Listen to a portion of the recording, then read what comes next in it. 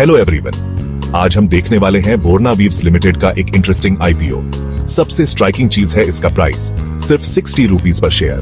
बोरना weaves textile business में है और ये ग्रे फैब्रिक यानी कि बिना ब्लीच किया हुआ कपड़ा बनाने में स्पेशलाइज करते हैं। ये कई सालों से ऑपरेट कर रहे हैं, क्वालिटी और कंसिस्टेंट सप्लाई पे ध्यान देते हुए। कंपनी का मैन्युफैक्चरिंग यूनिट सूरत, गुजरात में है, जो कि इंडिया का टेक्सटाइल सिटी माना जाता है।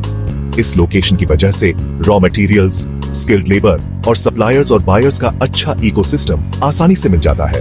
बोरना वीव्स अलग अलग तरह के फैब्रिक्स बनाते हैं जो कि डिफरेंट मार्केट सेगमेंट्स को केटर करते हैं। ये क्वालिटी ग्रे फैब्रिक बनाने पे फोकस करते हैं, जिसे फिर दूसरे यूनिट्स आगे प्रोसेस करते हैं। ये फैब्रिक टेक्सटाइल वैल्यू चेन का इंपॉर्टेंट पार्ट है।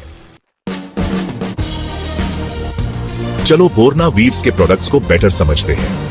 ये मेनली ग्रे फैब्रिक बनाते हैं शटललेस लूम्स से, यानी कि अनफिनिश्ड वोवन फैब्रिक्स।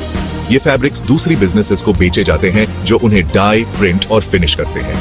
इनके प्रोडक्ट रेंज में कॉटन और सिंथेटिक ब्लेंड्स होते हैं, अलग अलग विड्थ्स और कंस्ट्रक्शंस में।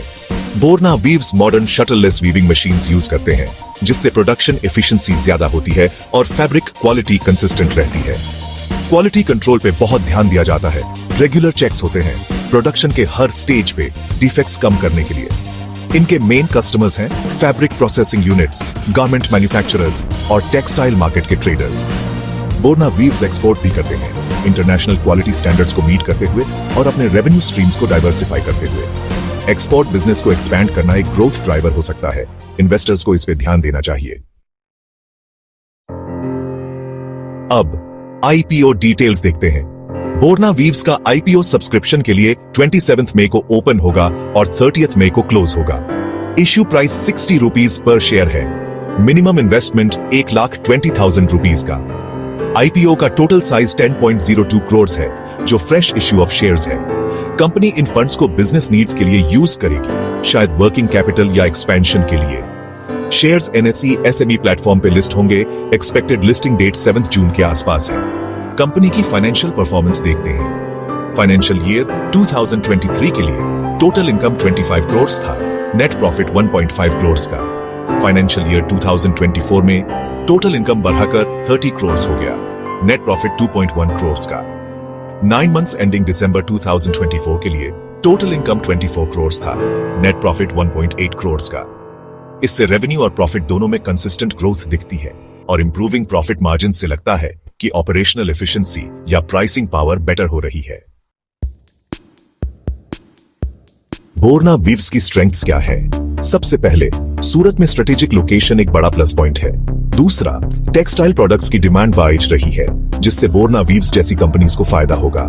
तीसरा, एक्सपोर्ट प्रेजेंस होने से उनके फैब्रिक्स के लिए वाइडर मार्केट खुल जाता है।